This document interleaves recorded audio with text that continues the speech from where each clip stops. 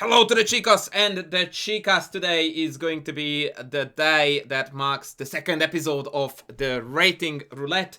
For the newcomers, the rules are the same. My very good friend Professor Rangao, aka Mr. Ramanujan, selected three games at random. No, selected 3 games at random from the chess.com pool. I know the rating average of each game in terms of white and black's rating average, which today are 1494, 1769 and 2008. So once again we are working with a 200 and then a 300 gap. And I have got the 3 games. Game 1, Game 2, Game 3. As you can see on the screen, I have got no names, no rating, nothing to work with other than the moves. So we are going to now critically analyze these games. And we are going to determine who is going to be given which rating, as in which game gets which rating added to it. Last time, spoiler alert, if you don't want to know what happened last time, plug your ears. Last time I scored an absolutely tremendous zilch. None out of 3, so I guessed all 3 incorrectly. So let's just say that today I have got a little bit of a hill to climb ahead of me to redeem myself. And on that note, let's begin. E4, D6, D4, C6. The check system it's called. Knight F6, also known as the rubbish opening. Don't do that. Bishop E3. F4 is the most thematic move here. This walks into Knight G4 on occasion. Yeah, okay. So white is playing for this 150 attack setup. Yeah, E5 good. Yeah, yeah. E6 is a delicious move here to consider, by the way. Known from many opening system where we mess with the pawn structure, then we play F4, Knight F3, Bishop D3, and we're looking golden there. So that was a missed opportunity there. Yeah, okay. Bishop D3. Ooh, pawn hunting much. And queen to d2. Ladies and gentlemen, this is the mark of a player with tremendous cojones. Please note that queen b6 is a dirty, dirty little move, as much as it looks horrid to my eyes, because seemingly it attacks this. But the real threat actually was this. Whoopsadeza. Hello.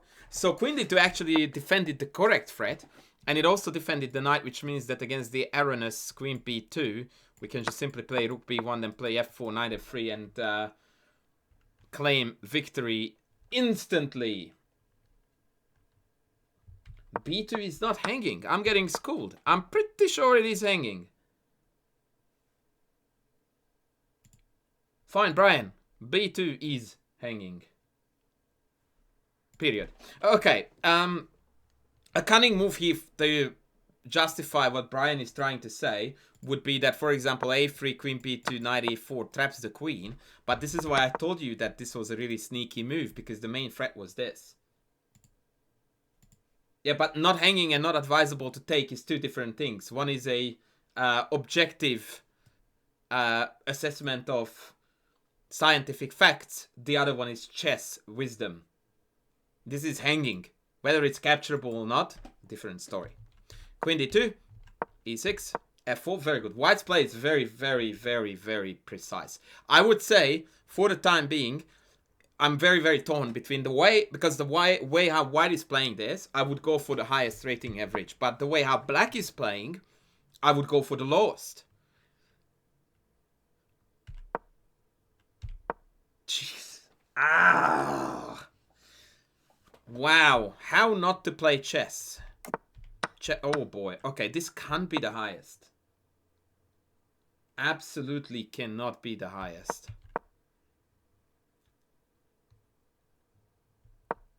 I love white, guys. White's chess is so good. This is so good. And by the way, I was about to tell you that if I were black here, I would definitely have, out of these 2, I would definitely have picked f5. Because if white doesn't take, then I can turn it into a semi-tenable French, maybe, if you don't die to an instant knight g5, g4 idea. With b6, bishop a6, evac the knight, castle here, survivable. But f5, f6, f5 is like, whew, white is playing Crazy good chess. Takes e6, yeah, e4, yep. I mean, anything wins for white here, literally. Anything. Yep. Still the wrong take. Classic. 90. Oh, come on. Surely 95 takes and then, I don't know. Queen d3. Yeah. Like, this is just untenable. It's rook f7, other rook is... Yeah. This is the first bad move by white. Bishop e2. This looks ugly as sin in my eyes. Yeah, I mean, we could have, instead of this bishop, which currently is doing bugger all, a knight on e5. Hello? And now black is threatening to castle queenside, actually. In my case now, a knight on e5, I would take d7, rook e7, and resignation. Yeah, white played a sensational first 14 moves. And from the jaws of victory, we managed to escape with a slightly inferior position. We snatched the draw from jaws of victory. Queen d3. I reckon he's dreaming about some queen sack scenarios with the Boden mate. I think that's what's happening here. Objectively speaking, this is the diagonal you want to be on. Casual dad! Hello!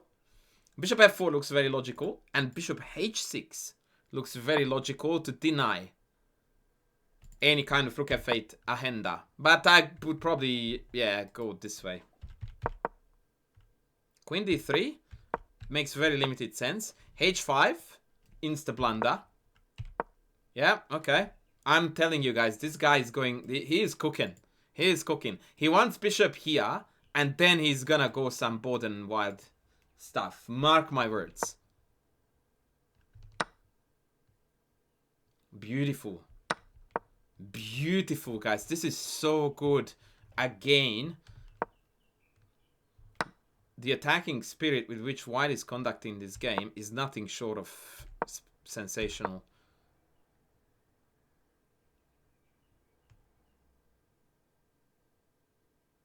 I think I have found the most amazing checkmate, guys, that I will come across today. Watch this. If instead of bishop g5, we play bishop takes h5, and let's say black takes this, yeah? Check this out. Check, check, and mate.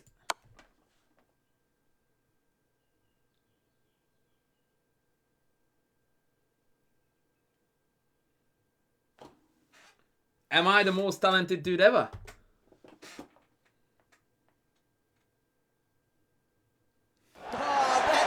Outrageous.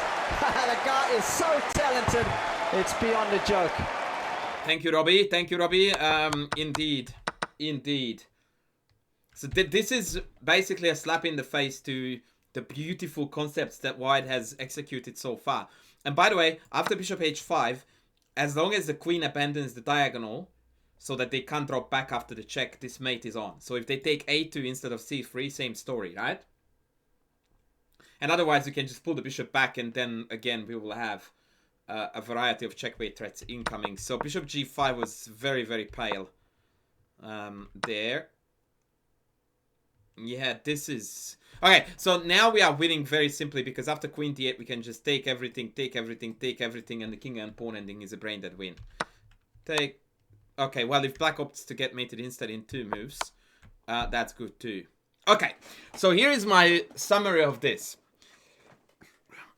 White played god tier chess for anything below 2200, so it could fit easily the 2000 bill, but black hasn't played a single legal move from, like, well, in fact, in the entirety of the game. Right? So white played a remarkably coherent, aggressive, good chess, beautiful understanding of development, center, tension, attack, king safety, the lot. Yeah? Black demonstrated zero understanding of any of the above. So I maybe the 2000 rating average came to existence by white being 2200 here and black 1800, but even that seems, yeah, for the time being, we will put this in either the middle or the top bracket. But this is a very weird one to evaluate, because the understanding and the rating gap Sorry, rather the understanding, the level of understanding of chess here appears to be so large between white and black, I can't place it. So let's go to game 2. This is a Giaco piano, the way how Hikaru played yesterday, except Hikaru had bishop c5 already in there. g5, okay. I don't believe in this, I think it's red hot garbage, but it's a funky style. g4, 92, yep. Knight h5. Usually they continue rolling up and then they die.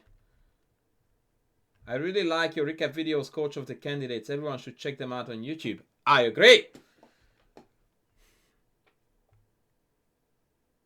Casual Dad, we call this business the Rating Roulette, which is something we started last stream, and Rengao and I decided that this is such a fun shenanigan that will continue. He will tell you the rules. So knight h5, I get it. It wants to jump to f4, but I don't like the way how this is going. Knight f1, queen f6, yep, okay. Logical d4. So here I would have considered first and foremost knight e3, which hits g4 and threatens with knight e5. That would have been my first candidate move after queen f6.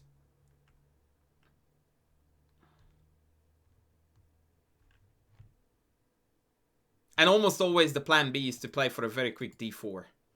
Even if at the cost of a pawn. Because if we explode the position, then the black piece is king in the middle, knight on h5, g4 pawn randomly rushed forward. It doesn't make any sense. You should just laugh at this because, yeah, it's an unsound attack too soon. So you drop back with the idea of relocating h4, and at this point you just continue developing your pieces. And if they push, you push past. If they push, then you can just take it twice and you are completely winning. This is premature attaculation is what it is. Quoting Fabiano there. Yeah, as long as you don't respond with any pawn moves of your own, you are going to be fine. That's what all club level players do wrong, that when these pawns start rolling, they feel the need to push their own pawn to meet it, which is horrible. Anyway, let's go with the game. Queen f6, d4, I like it. Bishop d7, yeah. d5, I dislike that. So what we want is tension, and we want open position. This releases tension, and it closes the position. On this note, by the way, I talk a lot about this on my recap today. And you won't guess which game I chose to recap today. Knight a5, horrid move, because now b4 is going to trap the knight all the time when the bishop pulls back. So now all of a sudden black is on the verge of losing. Bishop g4 is on and b4 is on. Yep, b4. I said b4. Hello.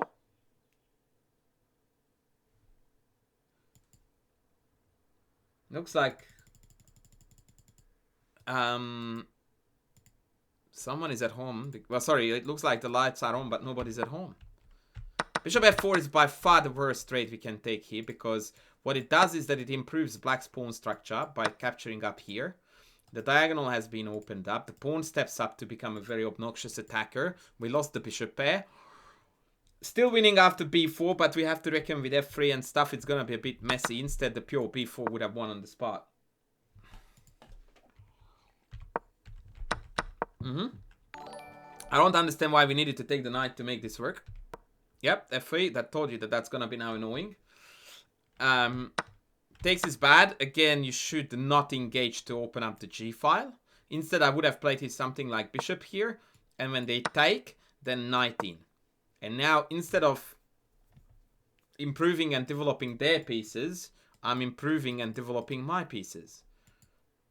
And simultaneously, my king has suffered the least amount of damage this way, because now I can use the g2 pawn as an umbrella pawn, meaning that although it's the opponent's pawn, it's still covering my king very safely. So this is the ultimate don't do this. You are playing their game now. Like, why would I open up this file against my king? Yep. Oh, by the way, by playing bishop f3, we also facilitated the knight's exit, or safe escape, I should rather say. This definitely looks like the bottom section game. It's terrible by both players, especially compared to the first one.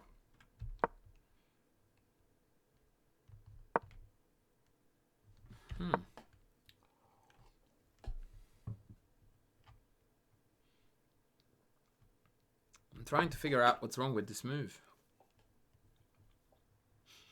It doesn't look that bad at first sight.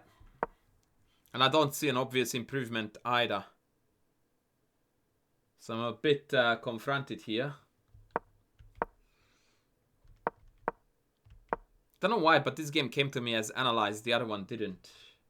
Yeah, I looked at knight f3, bishop g4, but I didn't see the point of that trade if I take with the queen. That's exactly what I thought at first. But it doesn't seem to work. Maybe it's just simply queenside castle and just continue the pressure.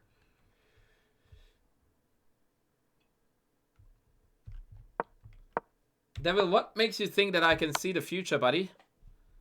Or that I have a magic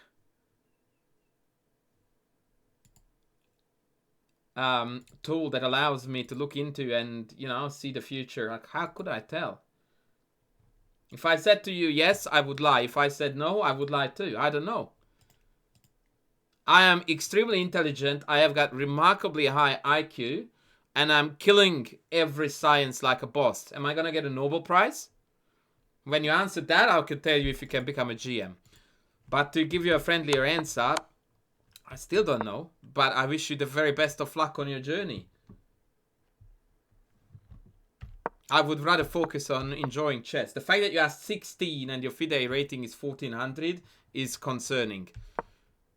So if your life goal is to become a GM, I would give it a red hot miss. Okay, let's continue. Bishop b5 was horrid too. h3. Hello? Like, dude, you have f4.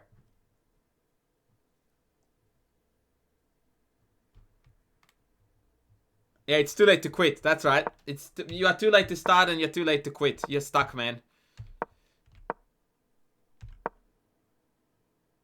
What do you call that sphere thingy that fortune tellers use to tell the future? You just call it like... What is that thing? I forgot what it's called. Twitch up imps. Hey all, guess who? I can tell who you are. Oh, it's just a crystal ball. Fair enough. Right, so I don't have a crystal ball to look into and tell you whether you can. I'm pretty sure that Twitch Pimps is Tinder Girls on his new account. Welcome in, buddy. By the way, King H2, extremely talented move. Top quality content here, guys. The sensational Bishop H3, I think, is the win here. Take, check here, and check. Woo!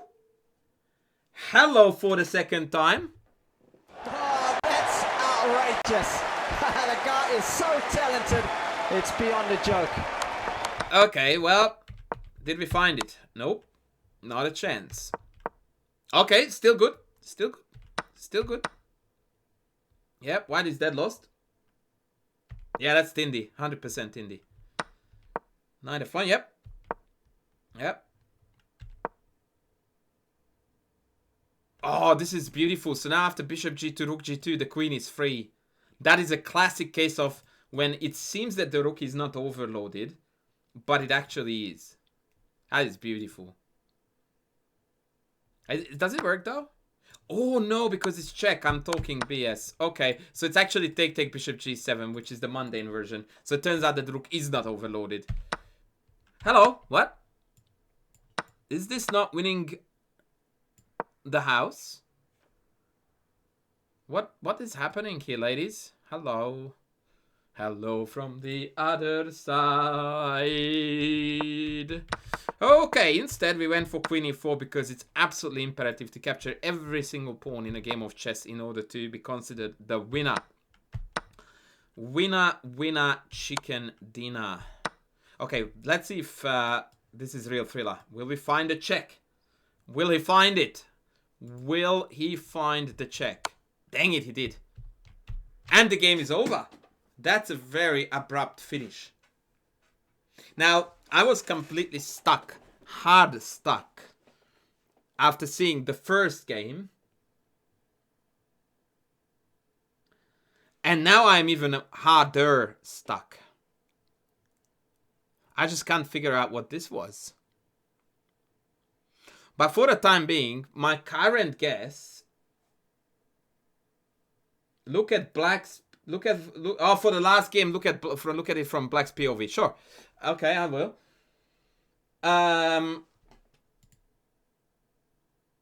Wait, what? Did I not open the last game? Yeah, that did. Okay, here we go. All right, so last game. For the time being, I'm thinking that the first game was the highest rated and the second one was the middle rated one.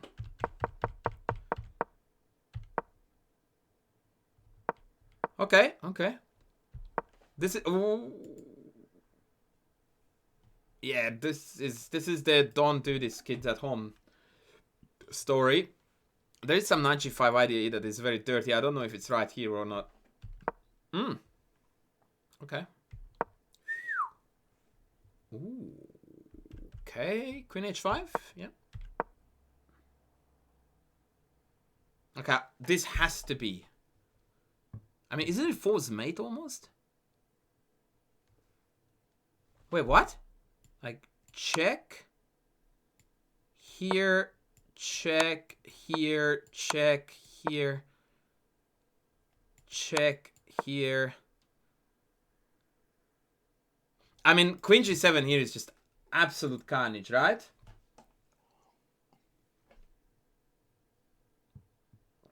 Black is Ali Reza. Yeah. Okay, this is completely over. Now, I don't know how forcing that was. But, boy oh boy. Okay, so the game continued as follows. King E7, 95, yeah. King D7, yeah. Yep. Yeah, that's exactly what we wanted to do. To be fair to Black, this is slightly better. Because in this position in the previous scenario, it was my turn with Queen G7, yeah?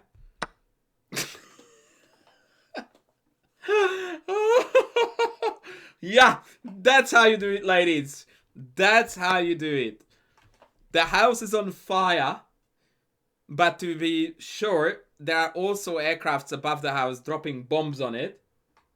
So what we do is that we ensure that the windows are tightly closed.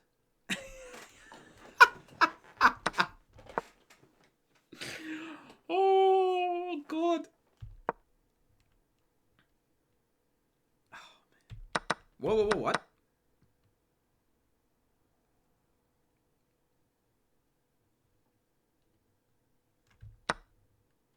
Knight H7.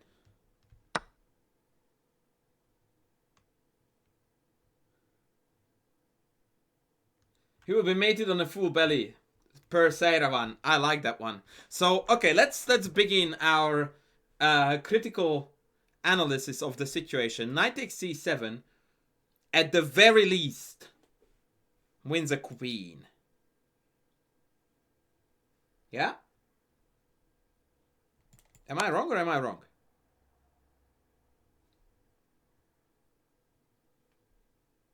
That's it. Game over. I'm pretty sure that this should win too, almost like forced mate stories, but it looks like Black wiggles out, but I don't understand why we're not taking this. And then there's Knight H7.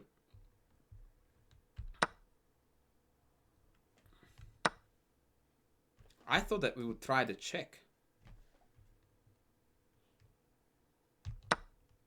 Rega, what on earth? How did you find this, mate?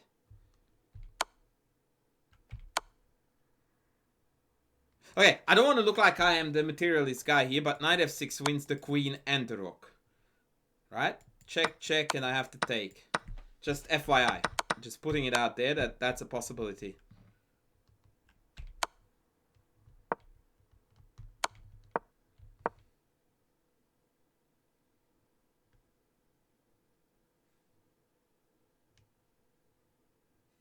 You're kidding me, right?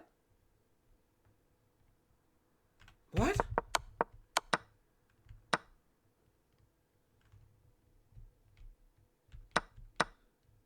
This did not happen. It's... Oh my god. Instead of winning a rook and a queen, we win a clean rook and we walk away.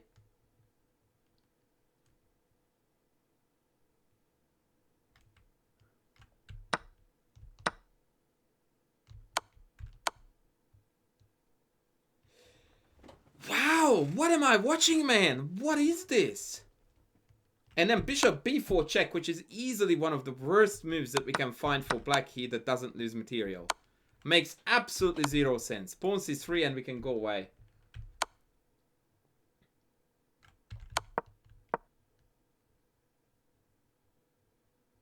At least he's defending the mate.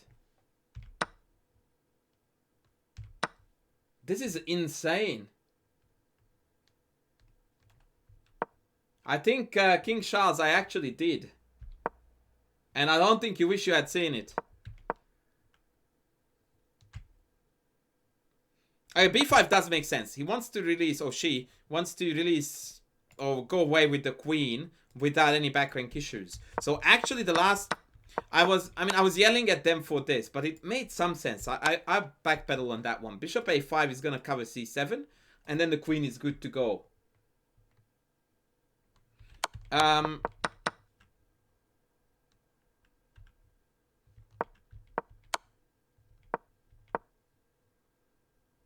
This is absolute insanity. Yeah. I definitely would have taken g2 here. 100%, yeah? Like, we're going for mate. Hello? Yeah, so instead of being lame and taking a free bishop, queen here. Hangs rook, threatens knight here, threatens knight here. Oh, man.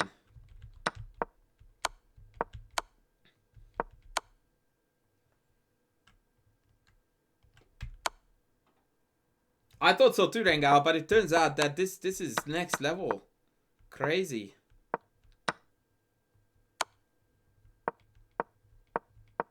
I tell you how I can be certain that this was the lowest rated game, by the way.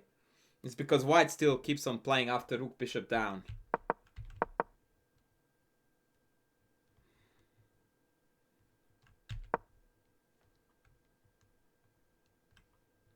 If white loses this, I'm gonna be genuinely upset. Yeah, it's coming, buddy. And they resign before queen takes e4. What an absolute roller coaster this was.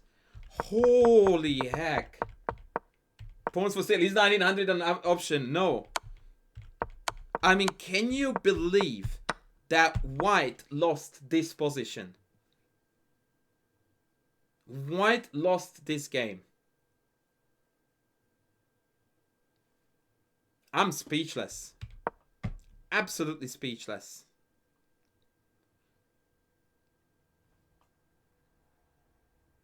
I agree. Both players should have lost rating, yes. There was no winner in this game.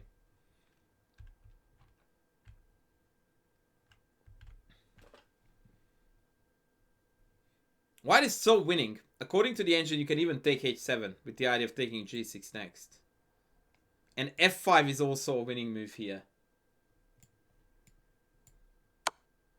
But this is the cleanest in my opinion. Can you flip through them all quickly before making final decisions? Yes, I think it's a very good idea. I'm going to flip the board. And very briefly, we are going to go through all three games. Right? So, this was game number 1. White conducted a beautiful opening play. Beautiful early middle game. A few inaccuracies in the attack, in my opinion, for example, here with bishop e2. Then carries on to pile up beautifully with the heavies, marvelous exchange sack. Here misses a sensational mate that I found for white, but that's fine. And then converts like a trooper. In fact, if I review this game, I think white will score about 90. I will come back to that in a second. Second game, Royal Slugfest. Black plays this g5 nonsense. White doesn't quite defend correctly. Black blunders a piece.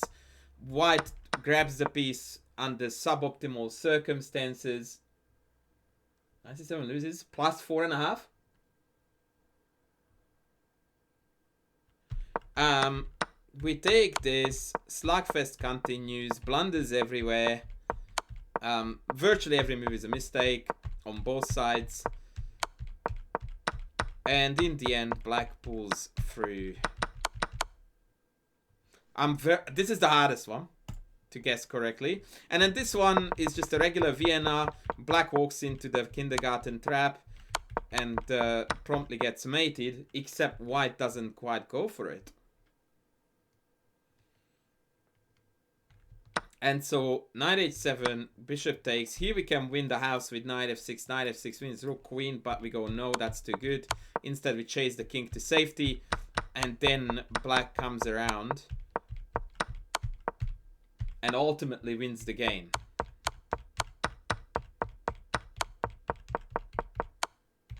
Now, the hardest part for me about this particular set, and special shout out again to Rengao for doing this because this was an insanely good set again, is that I cannot place the game where both players played well enough to justify a 20 hundo. Because the first game is my biggest inclination for the 2000, because white played a sensational game. But black played absolute dog chess. Nonetheless, my final conclusion is this. First game, highest rating, 2000. Second game, this absolute slugfest in the Giaco piano is the middle ground, which was, let me check again in my messages from Rengao, I think it was 1790 something. Yeah, so 1769. And the last one, which was this Vienna slugfest, which easily can turn out to be, by the way, complete opposite of what I'm saying.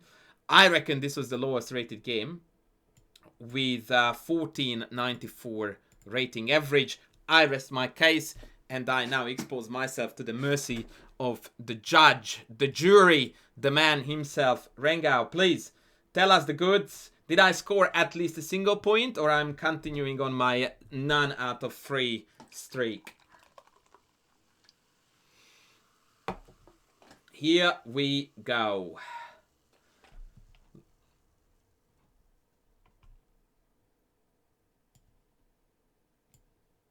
Let's reveal slowly.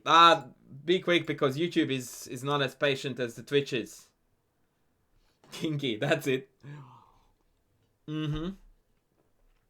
First game was the 1494. M. Norris, viewer on Twitch and YouTube. So apparently now we are exposing some of our closest friends. Okay, got that completely wrong. Superb stuff. Okay, so I'm currently on 0 out of 4. Let's continue.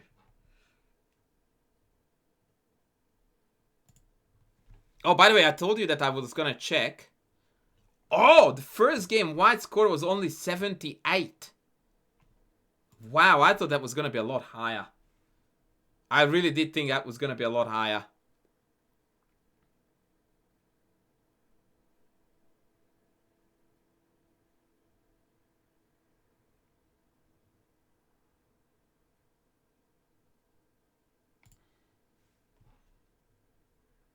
Second game was our friend Vindictive with rated 2000. Was it black or white who played? Was Vindictive was white or black?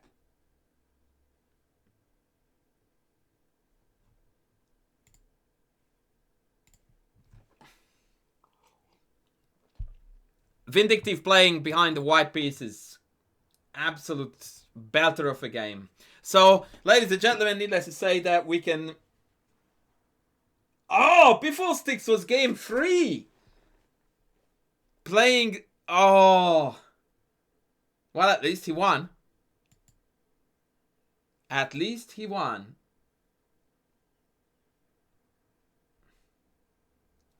Okay, so ladies and gentlemen, we are going to conclude this video on recalling the score.